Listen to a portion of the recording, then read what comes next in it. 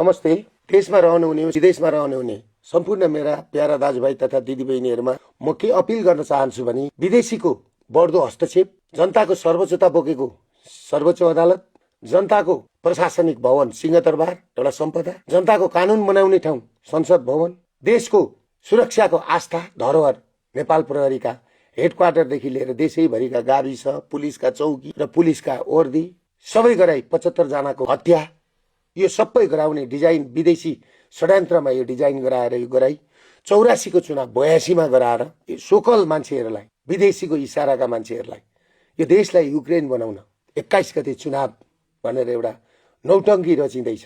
त्यसको विरोधमा हामीले भोलि 17 गतेदेखि आम हडताल, देशैभरिका यातायात बन्द, कल कारखाना बन्द, व्यवसाय बन्द, बैंक बन्द, सबै कुरा बन्दको आह्वान गरेका छौँ।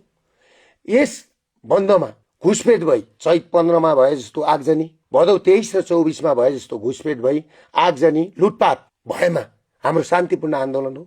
लुटपाट र हरेक कुरा हुन सक्ने भएकाले आफ्ना दोकानहरू, व्यवसायहरू बन्द गरी देश जोगाउने अभियानमा र राज संस्था स्थापित गरी किराँत सहितको हिन्दू अधिराज्य कायम गरी राज संस्था पुनर्स्थापना गर्नको लागि सर्वपक्षीय सरकार गठन गरी हामीले यो बन्द हडतालको कार्यक्रम गरेका छौँ र यसमा साथ दिनुहुन्छ भन्ने आश गर्दै तोडफोड आगजनी भएमा हामी यसको जिम्मेवारी छैनौँ।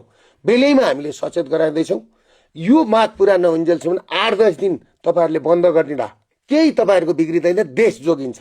र चुनावमा भोट हाल्न जानेलाई पनि म के भन्छु भने तपाईँहरूलाई भोट हाल्न मन छ भने टन्न जानुहोस्, भात खाएर गएर मासु भात खानुहोस्, गएर भोट हाल्नुहोस्, देश बिगार्नुहोस्। देश सक्दै हुनुहुन्छ है तपाईँहरूले। यति भन्दा पनि तपाईँहरूले बुझ्नु हुँदैन भने 84 को चुनाव 82 मा किन गराइँदैछ? यत्रो संरचना फ्याँकेर, यत्रो डराएर, यत्रो मान्छे मराएर। मैले पटक पटक भनेको छु, 46 सालमा आन्दोलन भयो, पञ्चायत ढल्यो, प्रजातन्त्र आयो, बहुदल आयो। 62-63 को जनआन्दोलन भयो, गणतन्त्र आयो, 26 जना मर्दा। भनेपछि 80 मा यत्रो लडाई भयो, यत्रो धनजनको क्षति भयो, 75 जना मान्छे बच्चा मरे। 82 खरबको सम्पत्ति त 24 घण्टामा डढेर नाश भयो। चुनाव 84 को चुनाव 82 मा गर्न लाग्यो। जेनजीको एउटा माग पुरा भयो। आज जेनजीको नाममा 3000 भन्दा बढी जेलमा र प्रहरी हिरासतमा छन्। उनीहरू सरकारमा छन्। जेनजीको नामबाट सरकारमा गए। एउटा उद्देश्य प्राप्ति गरेर आज देशलाई युक्रेन बनाउने जुन षड्यन्त्र गरिरहेछ, यसमा तपाईहरु भाग नलिनुहोस्। तपाईहरुलाई इच्छा लाग्छ जानुहोस्, देश सक्ने पुर्खाले जोड दिएको देश तपाईहरुले सक्नु हुँदैछ है यो चुनावबाट। खबरदार भन्न चाहन्छु तपाईहरुलाई, जानुहोस्, भोट हाल्नुहोस्, कुदिहाल्नुहोस्, भोट चाहिँ हालिहाल्नुहोस्। पुर्खाले जोडेको सुत्केरी जिउ लिएर नालापानीको किल्लामा हाम्रा पुर्खाहरू, हाम्रा आमाहरू लडेको छ नि, त्यसको अपहत्या नगर्नुहोस्। श्राप लाग्ला, पाप लाग्ला तपाईहरुलाई।